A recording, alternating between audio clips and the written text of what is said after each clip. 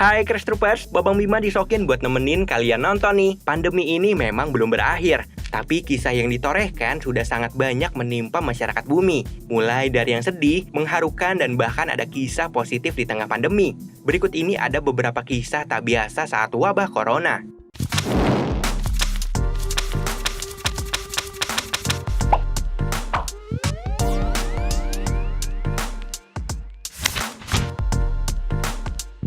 Foto seorang perawat perempuan di Tula, Rusia menjadi viral karena menangani pasien hanya mengenakan bikini di balik alat pelindung diri. Berita itu menjadi heboh ketika harian lokal Tulski Novosti memperlihatkan foto si perawat itu hanya mengenakan pakaian pelindung yang bisa diterawang. Di dalam APD itu, dia tidak memakai apapun selain bikini, di mana si perawat tengah memberikan obat kepada para pasien. Tentunya apa yang dilakukan perawat dengan nama pendek Nadia ini menuai banyak komentar netizen, dan bahkan dinas kesehatan setempat yang menganggap Nadia telah melanggar protokol kesehatan.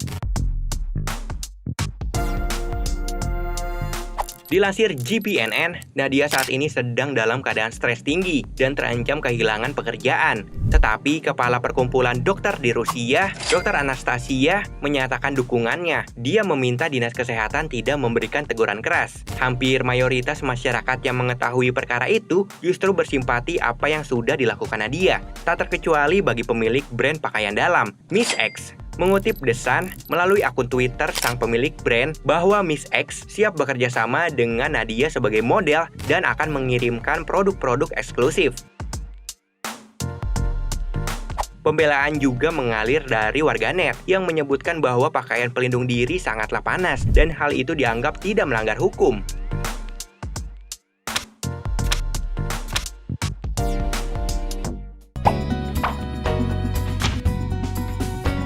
Salah satu sektor yang sangat signifikan terkena imbas pandemi ini adalah bidang pendidikan. Banyak sekolah dan perguruan tinggi yang tutup untuk sementara. Akibatnya, siswa dan mahasiswa tidak bisa datang ke sekolah dan kampus untuk belajar. Demi menjaga proses belajar mengajar tetap berlangsung, pemerintah dari berbagai negara menerapkan sistem belajar online menggunakan smartphone. Ada kisah haru di balik belajar online, di mana ada seorang anak yang tidak memiliki smartphone di Thailand.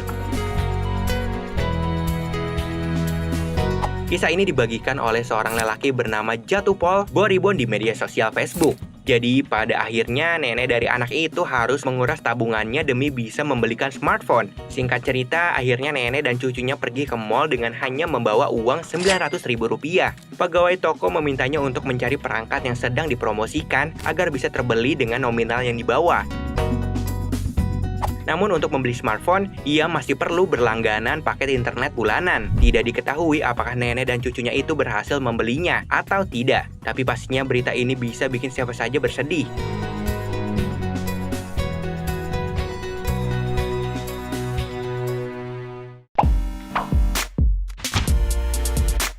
Masker tentu menjadi barang yang banyak diburu oleh masyarakat di tengah bencana yang melanda dunia ini. Saat orang berlomba-lomba membeli masker yang biasa terbuat dari kain katun, scarf, dan lain-lain, tapi anak-anak Palestina punya cara sendiri. Dilansir suara.com, seorang anak berpose ketika tengah mengenakan masker yang terbuat dari daun kubis di tengah pandemi COVID-19 di Beit Lahia, jalur Gaza, Palestina. Salah satu keluarga di sana membuat masker sekaligus topeng unik yang terbuat dari sayuran kubis. Mereka memakai masker darurat tersebut untuk menghindari penyebaran virus corona.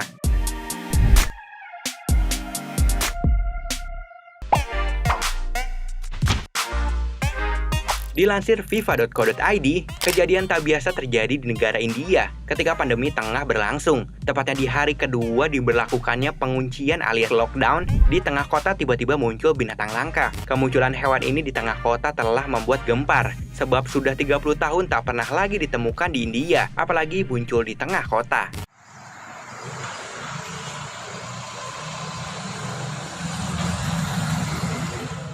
Binatang langka bernama Latin Malabar Large Spotted Civet atau Musa Malabar. Hewan langka ini terekam berjalan santuy di jalur penyeberangan orang alias zebra cross di kota Mepayur, Kozhikode, India. Hewan yang kini masuk ke dalam daftar merah International Union for Conservation of Nature karena berstatus sangat terancam punah.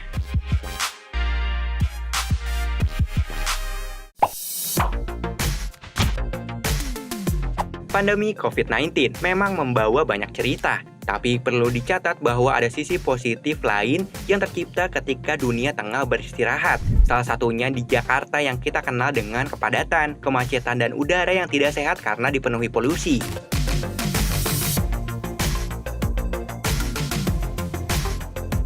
Dilansir Kompas.com, para ahli mengungkapkan bahwa kualitas indeks udara terutama di DKI Jakarta berangsur membaik sejak diberlakukannya work from home atau kerja dari rumah selama pandemi COVID-19. Puncaknya adalah saat Lebaran Idul Fitri 1441 Hijriah yang merupakan terbaik selama 5 tahun terakhir. Dilansir liputan6.com, menurut Pemprov DKI, dibandingkan dengan Lebaran 2019, konsentrasi PM10, PM2,5, CO, NO2, SO2, dan O3 Idul Fitri 2020 mengalami penurunan, yaitu sebesar 28%.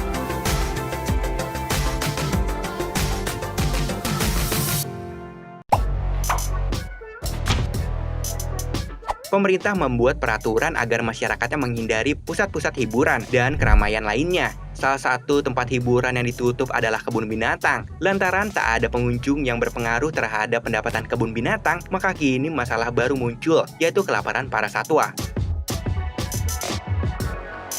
Masalah kelaparan satwa Indonesia menarik perhatian media asing. Salah satunya adalah Vice. Dalam artikelnya berjudul Thousands of Indonesia's Zoo Animal Face Starvation Amid Pandemic.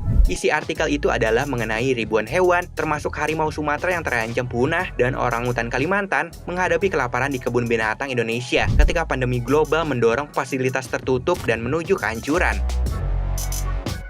Lalu ada lagi media asal Prancis RFI menulis artikel bertajuk Virus Push Indonesia Zoo Animal to Brink of Starvation.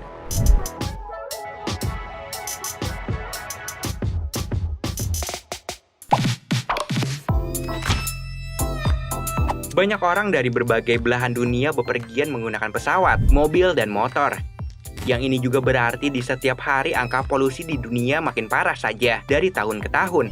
Meski para ahli dan pemerintah terus berupaya menekan angka polusi, tapi sejauh ini hasilnya belum terlalu signifikan.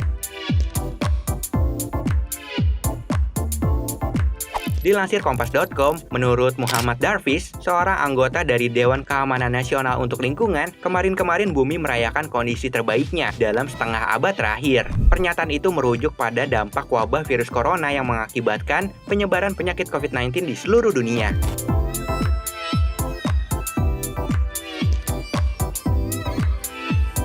Menurut Darwish, menurunnya pergerakan manusia di alam dan lingkungan luar ruangan secara signifikan mulai mengurangi jumlah polusi dan gempa bumi. Hal itu rupanya memudahkan para ahli geologi mempelajari kerak luar bumi.